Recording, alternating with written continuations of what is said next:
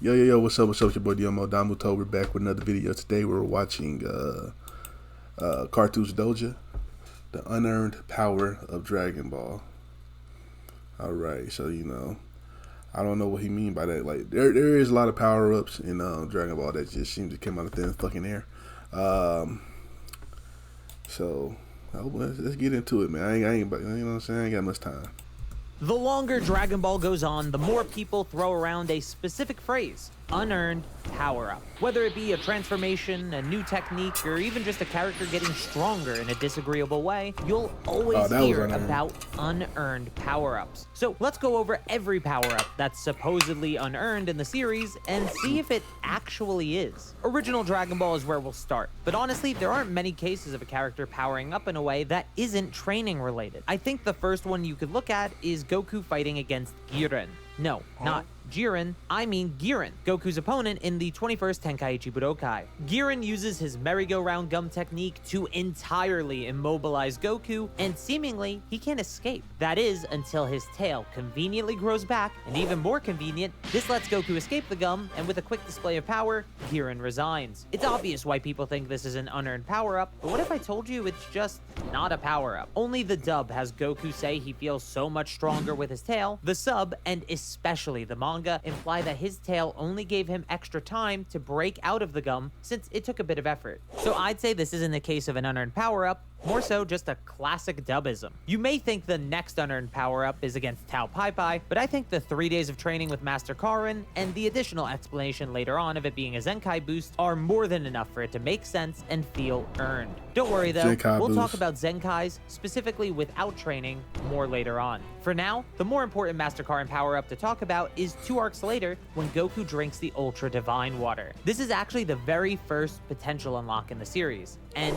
it's a power-up that's a complicated one to cover due to how the story of Dragon Ball changed with the Z, but the easy answer is it was earned in the anime for sure, as Goku needed to go on a journey and even face a fake version of Master Roshi just to drink it. In the manga though, the answer will be based on how you feel about the payoff. You see, for the longest time, Goku's Ozaru form was a mystery and a dangerous one at that. But after drinking the Ultra Divine Water, the Great Ape form changed into a representation of Goku's own hidden potential. This payoff is quickly abandoned, however, especially after Goku being an alien and the Saiyans themselves are introduced. So I think it's fair to think of this one as unearned, but I can personally see it both ways. After this, we could skip ahead quite a bit till we reach Dragon Ball Z and that planet everyone wants to invade, Namek. This portion of the series is where everyone who was on Namek just kept getting juiced up, and honestly, it doesn't surprise me that people feel like a lot of this stuff is unearned. Let's start with the potential unlocks. Gohan, Krillin, and less importantly, Dende get their hidden power unlocked, and of course, it's described as power they've always had, but it still doesn't feel that great that this is the way Krillin and Gohan catch up, especially when they're still so far behind. But that might actually be a good thing,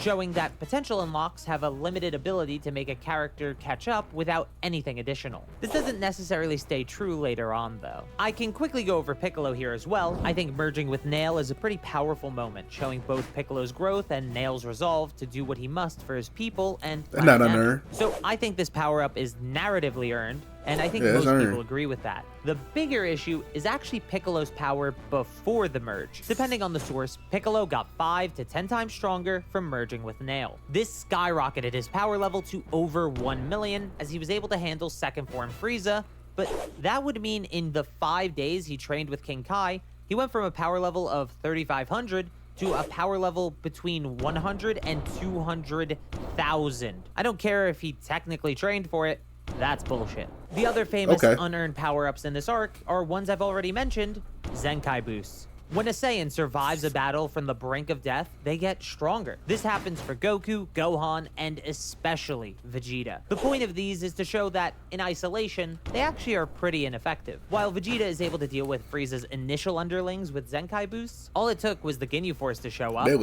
if it hadn't been for Goku, he would have died before growing stronger than them. Even earlier than the Ginyus, Zarbon would have killed Vegeta if they didn't need him alive. Only furthering my point. Gohan's Zenkai boosts are equally ineffective, as are his Rage boosts at this point, so it only leaves us with Goku, who specifically trained while inadvertently getting Zenkais from it. This combination of training and Zenkai boosts earned him the power to take on the Ginyu Force in the same way I explained earlier with the Tao Pai Pai rematch. He did later get a very important and massive Zenkai boost that is basically one of the 2 reasons Frieza is defeated, so if you think that one is unearned, I can't really blame you Goku because really it training. is super convenient after all. It Though is I convenient. will say for Zenkais on the whole, for an arc that's dedicated to accepting and learning about heritage, getting power-ups through his genetics is thematically consistent at least. Which takes us to the dumb argument people have made in more recent years, though usually they're not actually Dragon Ball fans.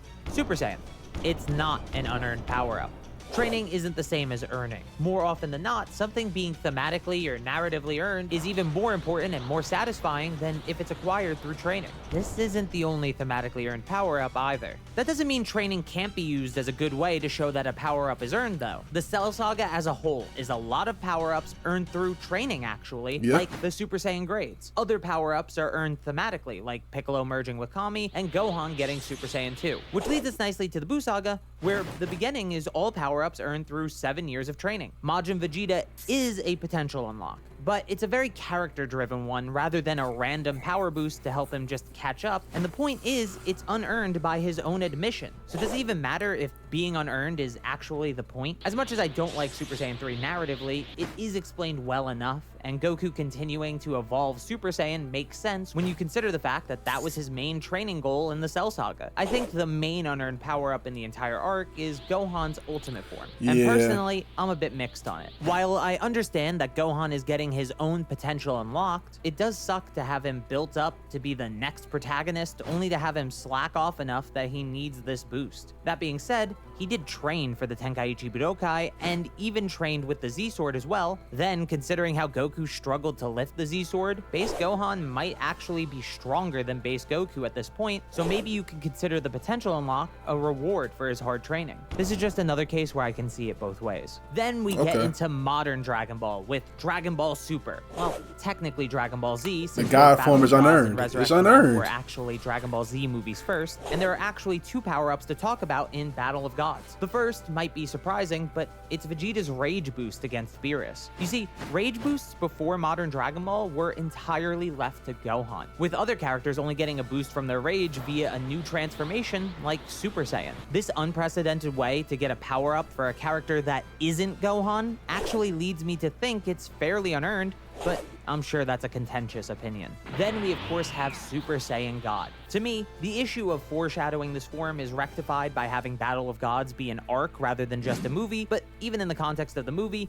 it's foreshadowed fairly well. You could think it's unearned due to it being acquired via a ritual, but the movie at least addresses this as Goku's main complaint with the form. Honestly though, Goku is the only reason the ritual can happen in the first place. He's earned this power by being the person who made it possible for 5 other righteous Saiyans to even exist. Remember, characters are more than the arc that's currently happening.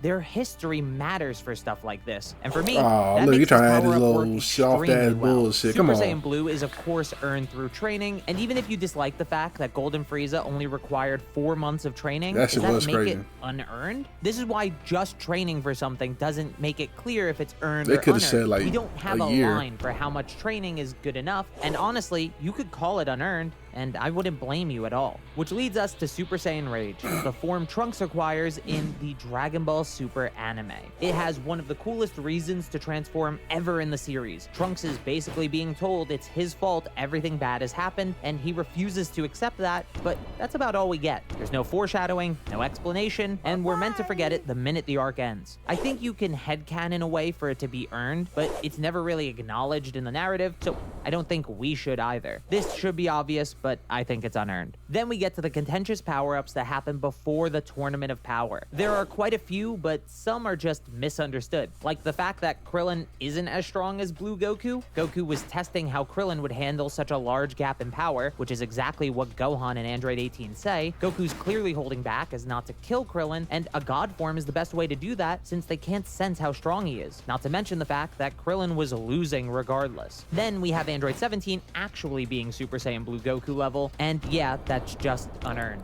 I don't have Definitely. much to say here. Finally, Gohan also In the manga, rivals it was Super Saiyan Saiyan 3 he was but fought. that isn't from less than a day of training with Piccolo like most people think. After Resurrection F, Gohan asks to be He trained was by training, Piccolo though. again. He was and we training a even little see bit. them training before the Universe 6 tournament. If Well, you it's- for some reason don't believe this, compare Gohan in Resurrection F to Gohan in the Zen Exhibition. Even before he trained with Piccolo for a final time, Gohan is clearly in way better shape than when he faced Frieza. Obviously, the narrative could do a better job of reminding you that Gohan has been doing some training, but that doesn't mean it didn't happen. So in a world the manga, where they Frieza say he gets was to training- God level he was from training. Namek level in 4 months, I think Gohan training for 2 years to go from Buu Saga level to God level is completely fine, relative to the more egregious examples at least. People then complain about the Universe 6 Saiyans, specifically Caulifla, because they don't like the way she unlocks Super Saiyan. While I agree the way it was explained is pretty lame, I do understand the idea that once something is discovered once, it's much easier to teach others how to replicate it. We skipped over this, but my basic view on Caulifla is that if you don't think Super Saiyan Goten and Trunks are unearned, then you shouldn't think this is either, and the same is true in reverse. Then in the tournament itself, plenty of power-ups happen. Ultra Because I'm sorry, you know I hardly pause, but yeah, because to think about it, because the Universe 6 Saiyans are very strong. Like they were powerful before. Like base Kava was keeping up with base Vegeta, so he had the power to turn Super Saiyan the whole time. He just didn't know how to do it. You know what I'm saying? Ultra Instinct was, of course, something Goku had been training Khalifa, for at least you since know. Resurrection F, so I think everyone understands why that works. I think the one that people point to as the most unearned is actually Blue Evolution. While Goku trained to use Kaioken with Super Saiyan Blue, Vegeta unlocked this form during the tournament itself. It entirely comes from Vegeta wanting to fulfill his promise to Kaba, but it's really hollow. There is a narrative behind it, especially with his whole speech about Saiyans breaking their limits towards the end of the tournament, but I think it would have been better if he got it during his fight with God of Destruction Toppo, since he would be rewarded for rejecting Toppo's philosophy. Either way, I don't think I can call it unearned entirely. There is a theme behind it, but I can say it's pretty lame though. Then I don't think there's actually anything to cover in the Broly movie. If you're really concerned about how Broly is so powerful, he trained for 40 years, has insane potential, got stronger during the fight, and had transformations on top of it all. Usually we only get one of those things to explain how someone's so strong, so having all of them makes it earned enough for me.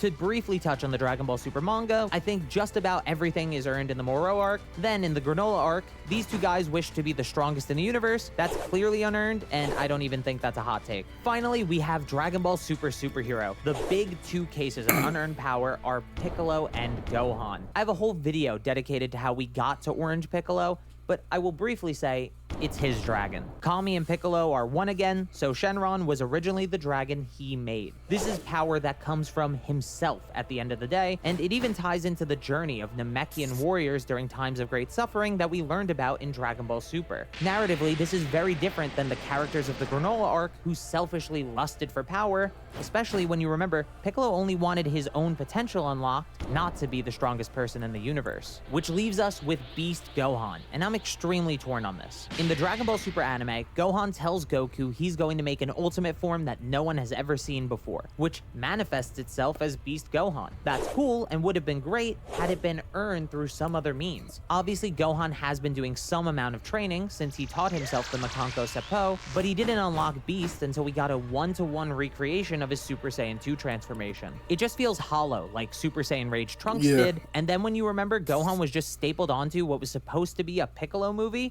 I'll be brave and call the form unearned. Maybe the manga version will fix it up a bit. But that's all I got. Remember to subscribe if you haven't yet, and look, I like the Beast Gohan. I can say it's unearned. Since we don't really see him train that much. You know what I'm saying? We see Goku and Vegeta all the time training. So I can say that. I can honestly say that's unearned. I can feel like say it. This is a great video by Carthu's Dojo, man. I pretty much agree with most of everything he said in this video, man. You know, with the unearned and earned shit. But tell me what y'all think down below, man. If you like my reaction, make sure you like, comment, subscribe, and I'll catch you next time. Peace.